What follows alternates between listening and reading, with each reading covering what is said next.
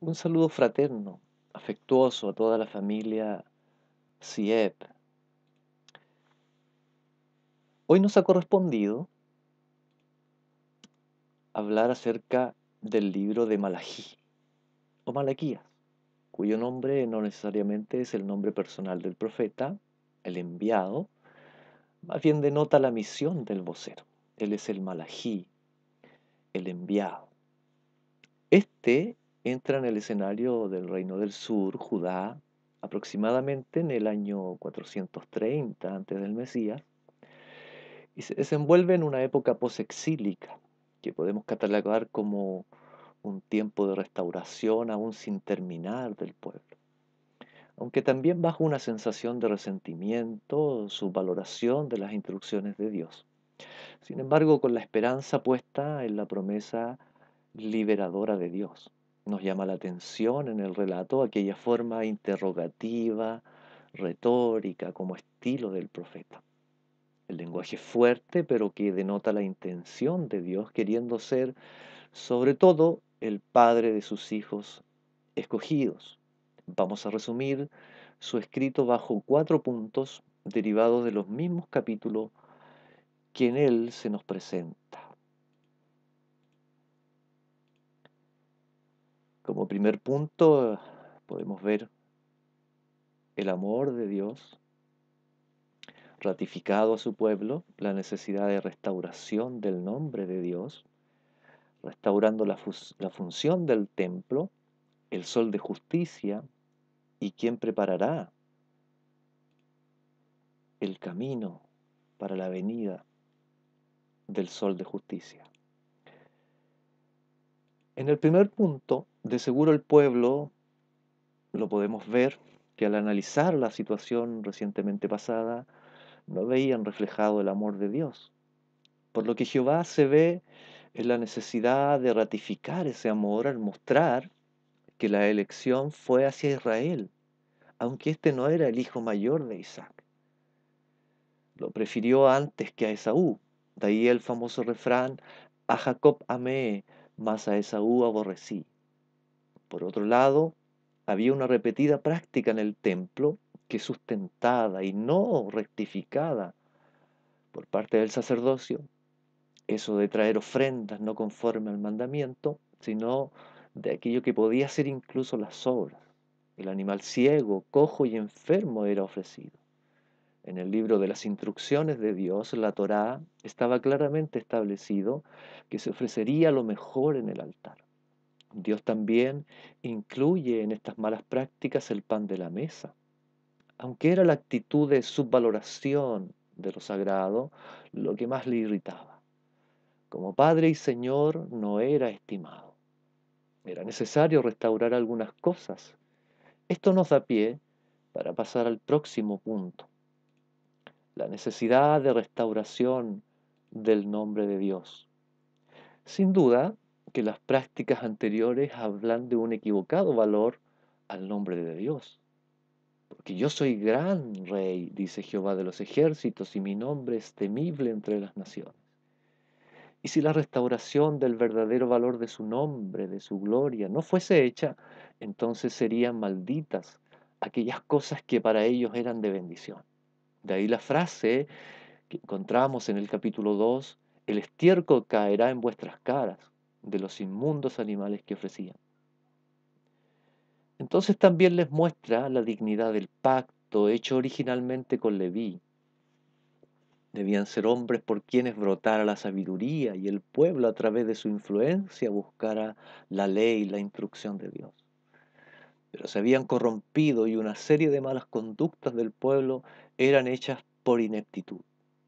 Les reclama acerca de sus esposas, de su deslealtad, de las mezclas con otras razas, de la paganización del pueblo santo, de la tergiversación y acomodo de la verdad.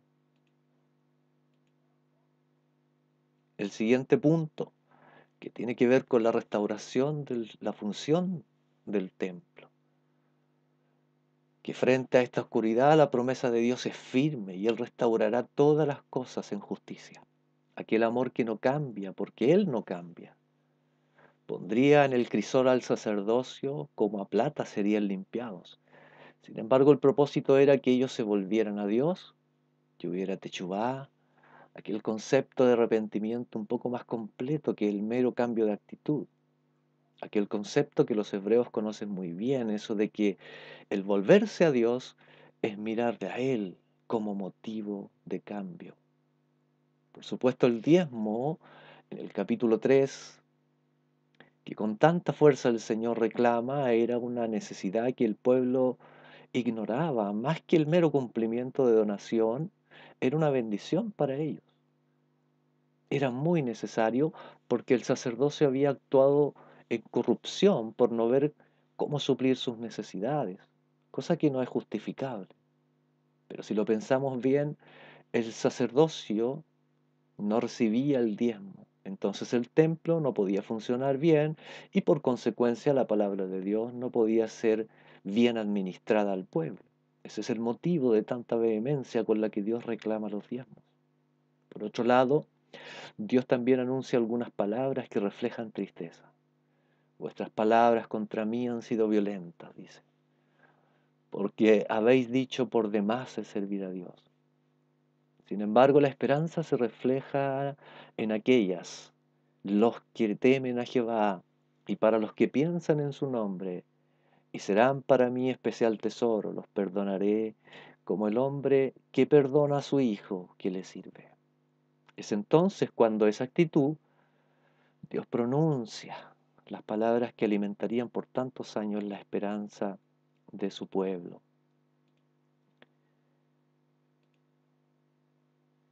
Dios hará justicia con los malos, pero sobre aquellos que temen su nombre nacerá el sol de justicia, y en sus alas traerá salvación, y saltaréis como becerros de la manada. Sin duda se refiere a quien posteriormente le pondrían el nombre de El Salvador, el Mesías anhelado, quien sería como el sol que disipa oscuridad de pecado. Pero por mientras el imperativo es: acordaos de la ley entregada a Moisés en el monte de Horeb y no en otro lado, es decir, aquella que fue entregada pura. Finalmente les es prometido Elías, quien después nuestro Salvador daría testimonio que era Juan el Bautista, dando cumplimiento que sería él que prepararía el camino al enviado del pacto, a Jesús el Mesías. A modo de reflexión para nosotros, quisiera terminar con lo anunciado al principio, respecto a la forma interrogativa y retórica de Dios por medio del profeta, algo que es tan particular de esta carta. Preguntas de acción y reacción, preguntas que hasta hoy pueden tener una enseñanza para nosotros. ¿En qué nos amaste? ¿En qué hemos menospreciado tu nombre? ¿En qué te hemos deshonrado? ¿En qué te hemos cansado? ¿En qué hemos de volvernos? ¿En qué te hemos robado? ¿En qué hemos hablado contra ti? Quizás nos hemos hecho estas preguntas en alguna ocasión y el libro tiene sus respuestas. Dejaremos entonces hasta aquí el estudio de este libro. Yo espero que sea de bendición para su vida y pido a nuestro Salvador, nuestro sol de justicia, que nazca en nuestros corazones y que su gracia alcance su vida.